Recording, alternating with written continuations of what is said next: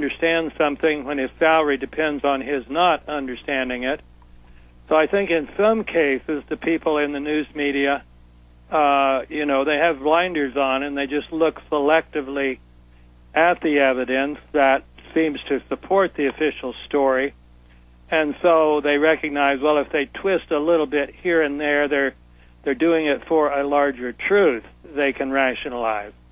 So I think there's quite a bit of that going on, rather than just, well, I know I'm doing something really horrible, but I need the money. So I think there's a lot of self-delusion that allows people to live with themselves. Absolutely. Stephen Jones, I know you're a physicist, so you stick mainly to the science, but dealing with these people, I mean, your evidence, your research is conclusive. It fits in with other research and eyewitness reports. I mean, they're fitting square pegs in round holes. We're fitting round, pegs in round holes. I mean, what has this whole journey been like for you, and where do you see 9/11 Truth going now? And then I'll ask that same question to Griffin. Now that Obama's coming in, some are saying, oh my gosh, they think everything's fine okay now. They're going to sleep, not understanding the very same military-industrial complex that clearly staged the attacks is still in control. Let me respond to that particular issue of where 9/11 Truth movement is going, Alex. I'm actually quite encouraged. See, the flip side to those basically official people, NIST, for example, that keep evading many of our questions, and then anyway, we could discuss that further. But I want to mention the people that are helping us, and these are, there's really a very large, as you know, and you're a big part of it, this large public movement to get at the 9/11 truth. And in particular, I want to thank those people in New York City who saved World Trade Center deaths, the 9/11 deaths, on that day or shortly thereafter. We now have 4 samples that we're looking at in very actively and scrutinizing very carefully. And this dust is just revealing so much to us about what really happened that day. I have heard reports that the officials that gathered up the steel and shipped that over to Asia for melting also tried to gather up all the dust, but they did not succeed. A lot of people saved dust because it came into their apartments. It invaded their private space, and to their great credit, these New Yorkers saved some of that dust, often just for a souvenir. And we've had dust in from Frank D'Alessio, who gathered a sample 10 minutes after the North Tower collapse. That dust is full of these red chips, red on one side, gray on the other, that are very actively being studied now by 3 labs. And there are other labs anxious to study this material. And the reason I mention this, had an email from David here just before your program. We would like to encourage others who have saved dust samples to provide a portion of the sample, retaining some for a further study. But this study is underway now. We're not waiting for an official government sanction or group to study this. We're studying it now.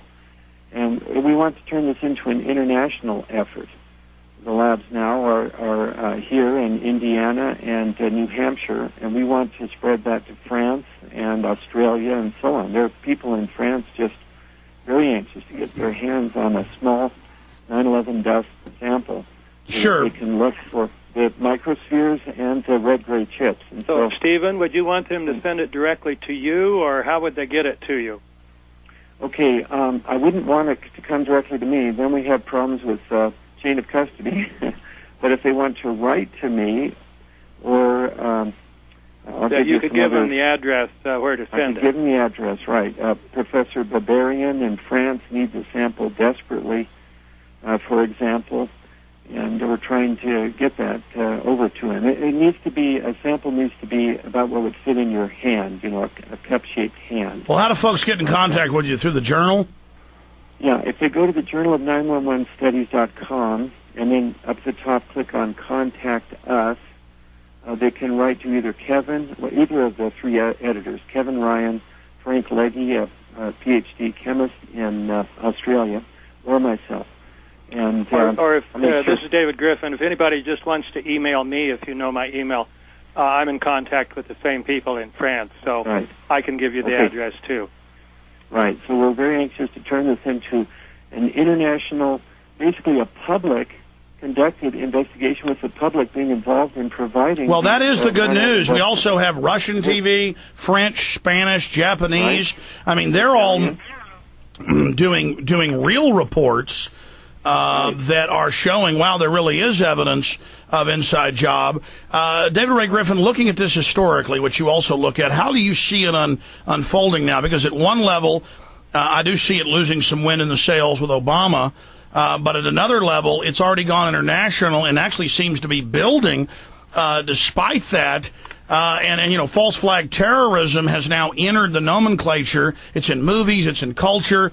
People are now looking for it. So it seems that the tool of government, of false flag or corporations, has been damaged to a certain extent. And some people say to me, well, why do you care? That was 7 years ago. The whole point is the entire post 9/11 world, this whole surveillance grid, has been built on that lie. So can you overall speak to the 9/11 truth saga itself and where you see it, you know, what it's done and where you see it going? Yes, let me make 3 points. One is I think the election of Obama is a reason to gear up, not to not to slow down, because you know, although we all tried, there was no realistic chance, as long as Bush was in power, that anything was going to happen in the United States. But with a new administration, a new attorney general, and so on, there is really a chance that we could have an investigation. Now, some people were motivated by revenge. They wanted Bush and Cheney and the gang to be punished, and that's understandable. But that's not the main thing. The main thing is to get the policies changed, as you've indicated. The so-called war on terror is set to continue. Obama thus far has talked about increasing our activities in Afghanistan. Yes. And they're still talking as if they believe that Osama bin Laden is still alive, even though there's no evidence that he's been alive. In fact, it appears they're reviving him. He's I'm just writing a paper on that, and it's the evidence is very strong, and the evidence that he's been alive since 2001 is really extremely weak to non-existent. Yeah. So that's one point, that we should be increasing our activity, not decreasing it. Secondly, on this internationalization, I just returned from a tour in Japan, and there is increasing interest there. We had almost 500 people turn out in Tokyo for an all-day conference, and then we have political leaders in Tokyo who have taken a public stand, and of course that adds credibility. And I've been working with Fujita and another person to bring about a group called Political Leaders for 9/11 Truth, which will be an international movement. We already, in fact, have a website, although if you go there, there's nothing on it there, but we're all ready to fill in the data. So that'll be a significant event. And thirdly, hello, you still there? Yes, we're here. Oh, okay. Thirdly, a new group has just formed called Lawyers for 9/11 Truth, which is an international group. And William Pepper and many other leading lawyers have already signed up, and it's moving along rather quickly. So the point is that whereas Stephen and Kevin and others have led the way to get us to this point where the science is so strong, that it's now time to turn it over to the political and legal realm, and that is now starting to happen. All right, well, let's look forward. First you, Professor Griffin, and then quickly, and then get a response from Professor Jones.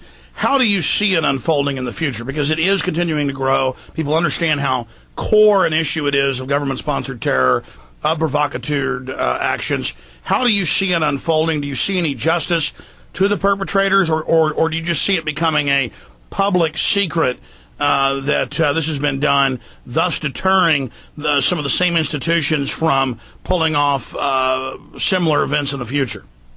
Well, I would prefer a third alternative. As I say, I'm not interested in revenge, and I'm rather encouraged by Obama. I know some people aren't, but I am.